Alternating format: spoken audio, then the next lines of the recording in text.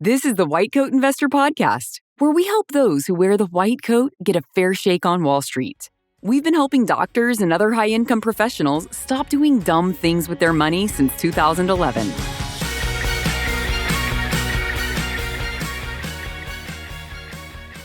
This is White Coat Investor Podcast number 338.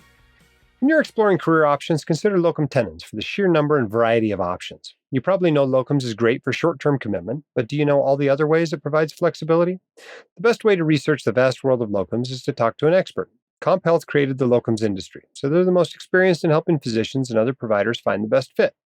They understand you have unique lifestyles and needs. Medical careers are hardly one size fits all.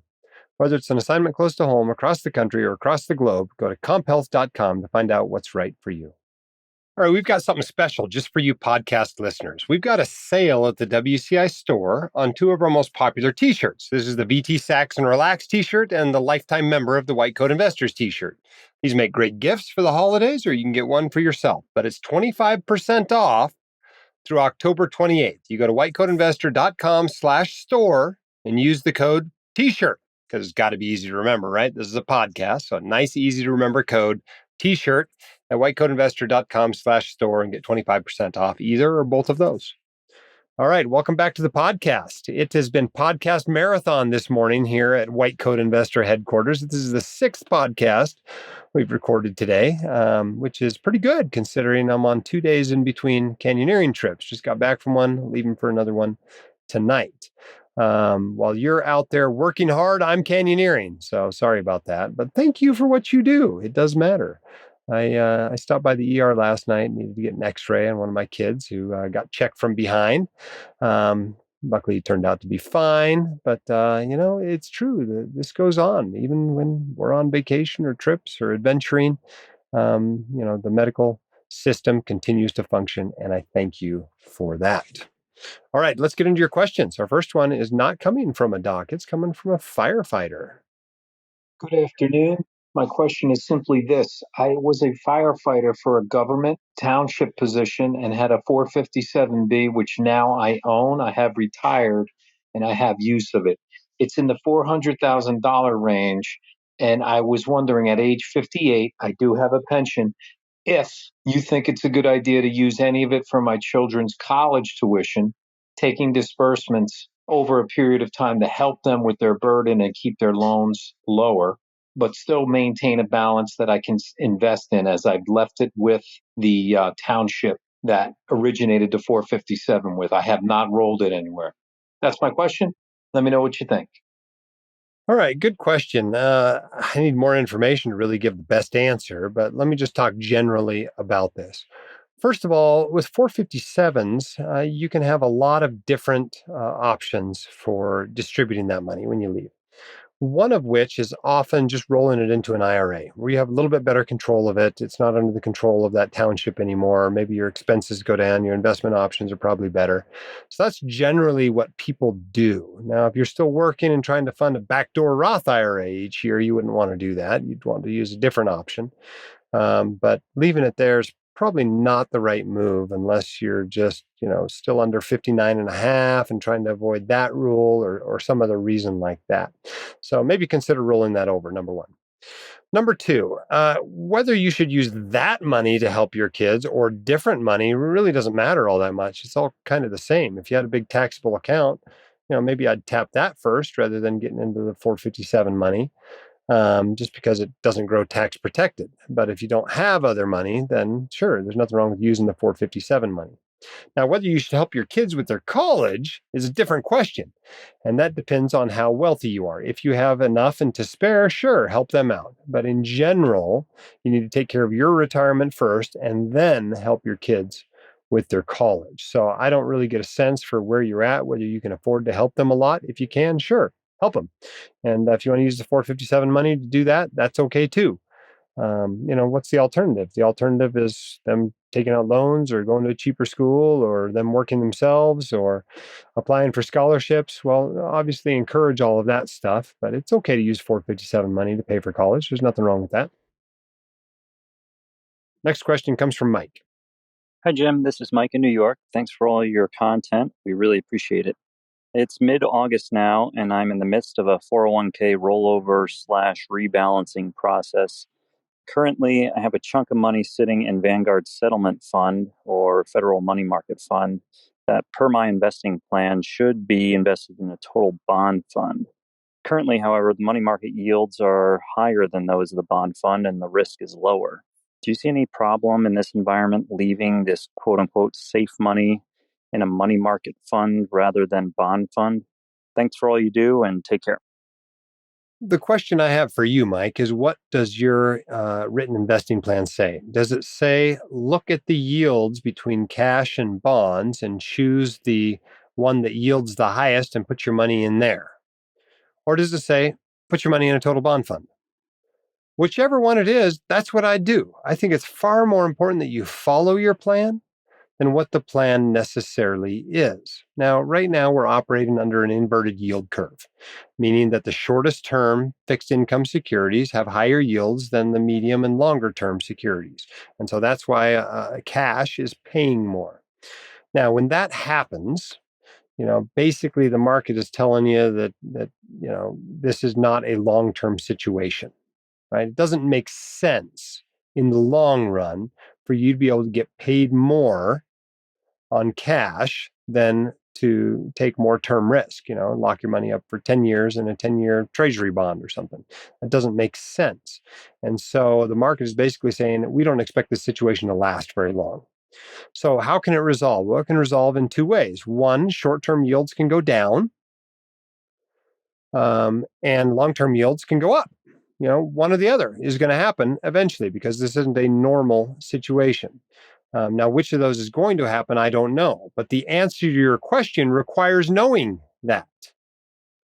Okay? If the short-term yields are going to go down, or if bond yields in general are going to fall, interest rates are going to fall, then you're better off being in bonds just before they do, right? Because you get a little kicker increase in the value of your holdings when interest rates fall and you own bonds. That doesn't happen with cash. So that's one reason why you might want to own bonds. On the other hand, if it's going to resolve the other way, in that long-term yields are going to go up, that's going to hurt the value of bonds. You would be better off sitting in cash. I don't know which one of those things is going to happen. I'm really not sure. And so that's why I tend to stick to my plan. Sometimes it's going to work out well for me. Sometimes it's not. But over the long term, it's going to work out just fine. I don't try to, time that little sort of stuff. Now, as far as your cash goes, money that you have in short-term, accounts for whatever reason, whether it's an emergency fund or short-term savings or whatever, I'm perfectly fine with you bouncing that around. If you can make more in a Vanguard money market fund, stick it there. If you are going to come out ahead after tax using a municipal money market fund, fine, stick it there. If you're better off at a high-yield savings account at a Ally Bank or Discover Bank or those sorts of places, fine, put the money there. That's all okay. But now we're talking about changing your investment plan and going from, bonds to cash. They're not the same thing. They don't act the same. And while you might be able to time the market fine and get into cash when cash does better and get back into bonds when bonds are doing better, chances are you're not going to be able to do that, and shouldn't bother spending the time trying. And that's what you're talking about doing. So I would follow your plan. If you want a different plan, rewrite your written financial plan. But I thought your plan was fine, so I'd probably just stick with that one. I am not taking all my money out of bonds and putting it in cash right now. I can tell you that. All right, our quote of the day today comes from Robert Kiyosaki, who said, "Financial freedom is available to those who learn about it and work for it." While I don't agree with everything Robert Kiyosaki's ever said, I certainly agree with that. Our next question comes off the SpeakPipe. By the way, if you'd like to leave a question on the SpeakPipe, you can do so, whitecoatinvestor.com/SpeakPipe. You can leave a question of up to a minute and a half on there. Don't feel like you have to use all the time, and we'll get it answered on the podcast. But this one comes from Sarah. Hi, Dr. Dolly. Thank you so much for your generosity in teaching. My family is first generation and we didn't know anything about financial planning in the States. You have changed our lives. My partner and I are both physicians on W-2 income without state income tax and with a very low cost of living. We save/invest 75% of our post-tax income every year. and we are in the highest federal tax bracket. If our intention is to retire early and move to New York near family, does it make sense to make Roth contributions now to our 401ks during our peak earnings years to avoid state tax later with Roth conversions while living in New York? Thank you so much for the opportunity to ask my questions and for all you do. All right. Well, the tax-deferred versus tax-free contribution thing, it can be incredibly complicated, right? You've all heard the rule of thumb, which is peak earnings years, you use tax-deferred money. And in non-peak earnings years, you do tax-free, right? Roth contributions. But there are lots of exceptions to that, right? The main one white coat investors run into is if they're super savers. If they're just saving a ton of money, they're going to work a long career, they're going to be in a higher tax bracket in retirement than they ever are during their career. Well, those people probably ought to be doing more Roth contributions and Roth conversions as they go along. But there's lots of exceptions, right? I mean, maybe they're planning to leave a bunch of money to charity. Well, tax-deferred money is the best money left to charity. In this situation, Sarah's got kind of a unique situation. Not only do they save a ton of money, but they're also planning to retire early. And they're planning to go from a tax-free state, let's say Florida, to a pretty heavily taxed state, let's say New York. In that case, that would make you want to do a little bit more Roth than you otherwise would, because you're getting out of that state tax. You're getting a state tax arbitrage. And I agree with that. I think I would do more Roth in that sort of a situation if I knew I was going to go live in New York later when I was withdrawing that money. Certainly when you're saving 75% of your income, that also makes an argument to put lots of savings into Roth. That makes you more like a super saver. But retiring early is just the opposite. You know, that is a factor that should make you do more tax deferred because you're going to have more time that is not a peak earnings year, more time to do Roth conversions later in a low tax bracket. And so there's multiple factors we're weighing here. But I suspect that they won't regret doing a pretty high percentage of their money into tax-free accounts by making Roth contributions. All right, let's take a question from Andrew. I have a question about deliberately overfunding a Roth IRA. I hear there is a 6% excise tax on any Roth funds over the contribution limit. Yet, if that tax is only on the over-contributed money the year it is contributed, then the tax-free growth of that money should overcome that penalty and do better in a few years than the same money if it was just put in an after-tax brokerage account. Am I missing something? Andrew, good thought. I appreciate you calling in with this question. Yes, you are missing something. It is a 6% tax. Every year you leave the money in there, you got to pay 6%. So somehow you've got to magically outperform your taxable account by 6% a year in order for this to work out well for you. You're almost surely not going to be able to do that. So don't over-contribute to your Roth IRA. Bad idea. Just do the regular contribution. If you want to save more for retirement, just do it in a taxable account. Good question. All right. For those of you who are not aware, you can be a white coat investor champion, but only if you're a first-year medical or dental student. Okay. This is our White Coat Investor Champions Program. Basically, we're trying to give away a free copy of the White Coat Investor's Guide for Students to every first-year medical and dental student in the country. Now, we've had 407 different schools participate in this program since its inception in 2021. We have distributed 56,718 copies of that book so far. That's over $1 million worth of books that we have given away. And we think it's a worthwhile thing to do because it contributes to our mission to help those who wear the white coat get a fair shake on Wall Street, to help you stop doing dumb stuff with your money. We figure what better time to give you this information than right at the beginning. But we need people to help us with this program. We cannot afford to send out books individually to every single one of these students. We must send them out in bulk and have somebody in the class distribute them to the rest of the class. That person is the champion. Okay, all you have to do is pass out books. It's super easy. You'll get 2 or 3 boxes of books on your doorstep. You take them to class, you pass them out. That's it. If you'll do that, not only will you be a hero to your classmates, because you probably on average save them like $2 million a piece over the course of their career.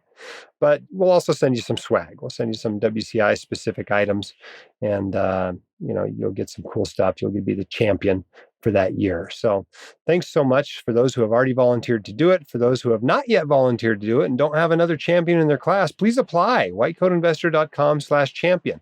Once this year goes by, you've missed your chance. We're not sending them to second year and third year students. We're only doing this for first years. So somebody in your class needs to do it this year. Why not you? If you know a first-year student, please forward this to them, encourage them to be their class's champion as well. I think last year we got it to like 70% of medical students, and we'd sure love to get that number up closer to 100%. So let's do the best we can this year and help boost financial literacy throughout medical and dental schools and do the best we can. All right. Next question comes from Shireen, again, off the speak pipe. Let's take a listen. Hi, Jim. This is Shireen from Florida. My 18-year-old daughter had about $1,500 in a Roth 401k plan from her high school job at a chain restaurant. She is now in her first year of college and is not working at this time. I helped her roll the Roth 401k money into a rollover IRA at E-Trade. I chose E-Trade because of their low fees. She also has a Roth IRA with Vanguard that she contributed earned income to before she was eligible for the 401k through her previous job. I would have liked to transfer the Roth 401k money directly to her Roth IRA, but I couldn't find an option online at Vanguard to do that. Assuming that she'll eventually be a high-income professional and assuming the backdoor Roth process is still around when she gets there, what do we do with the rollover IRA money now to avoid a future pro rata problem?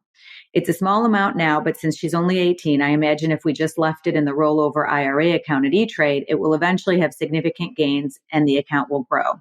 Since the money in the E-Trade account is after-tax Roth money, can I simply transfer it to her Roth IRA at Vanguard? Should we do something else with it? Your help and advice is appreciated. Thank you. All right, good question. I think you've unnecessarily complicated your life by getting E-Trade involved here. I think you said it was a Roth 401k the money was in. So this is already post-tax money. If somehow that ended up in a traditional IRA, there's a problem. There's been a mistake made, and it needs to be corrected. Even if you rolled that money into E-Trade, it should be in a Roth IRA, not a traditional IRA. So get that problem fixed first. And of course, you can then transfer that over to Vanguard. You mentioned you like the low fees at E-Trade. Well, shoot. Vanguard basically doesn't have any Roth IRA fees, and their expense ratios are super low. If you like low fees, Vanguard's usually where most people end up. But in this case, I would put those accounts together just for simplicity's sake. Who wants to have some random $1,500 retirement account sitting out there? Get it combined. Just get it into that Roth IRA at Vanguard. If you can't figure out how to do it online, pick up the phone.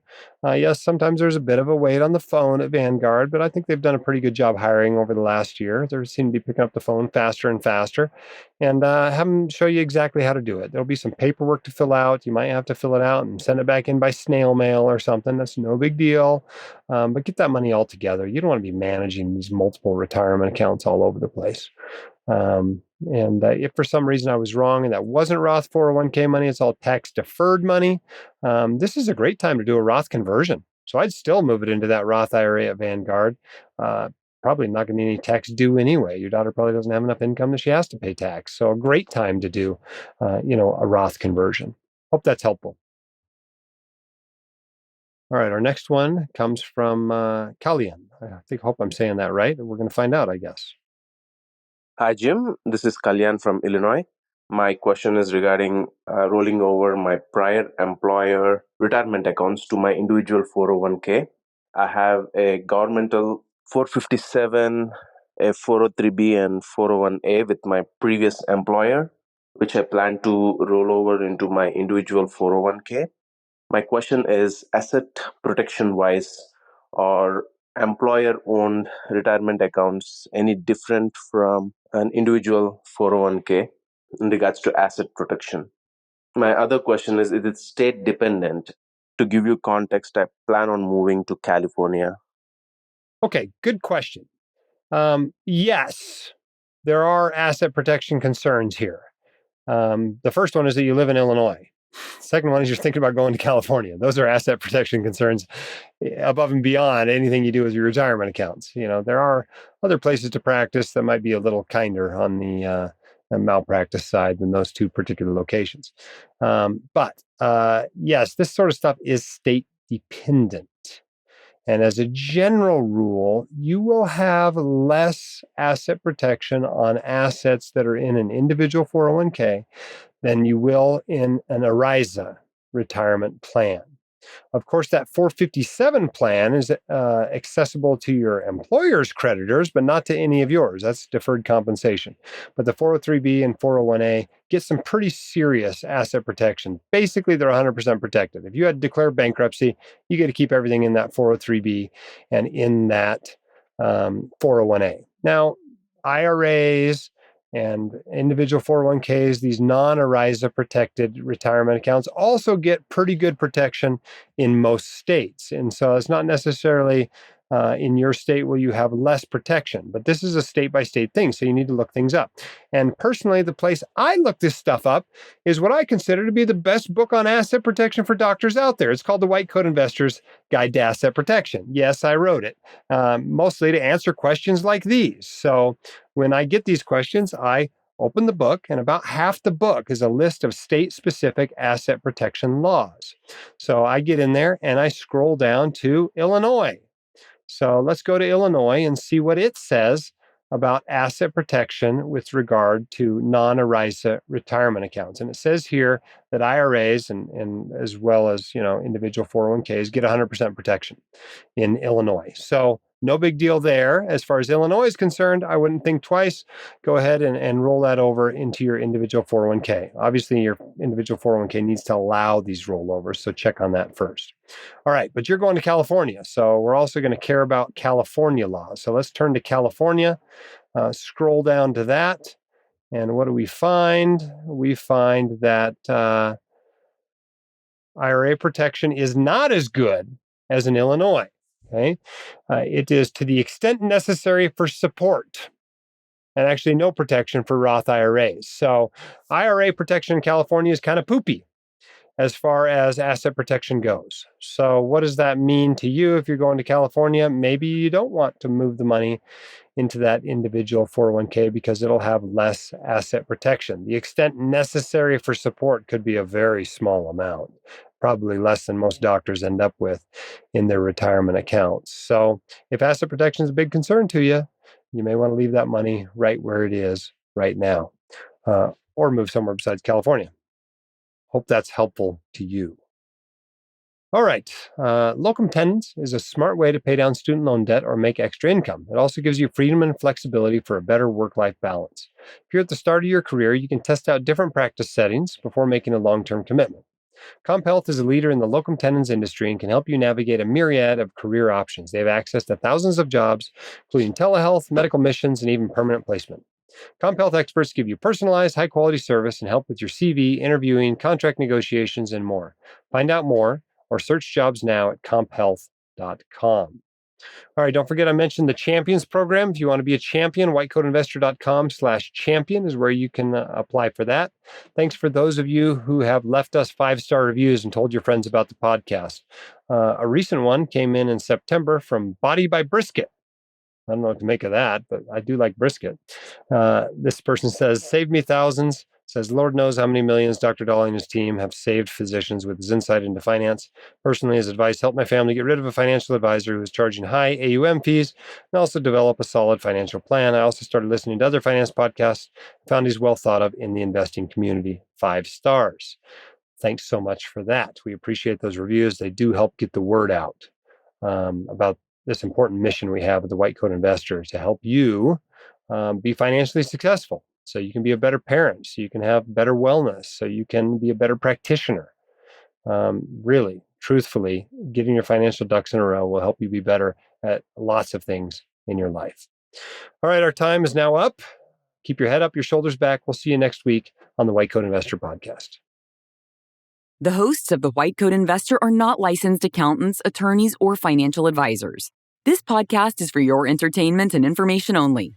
It should not be considered professional or personalized financial advice. You should consult the appropriate professional for specific advice relating to your situation.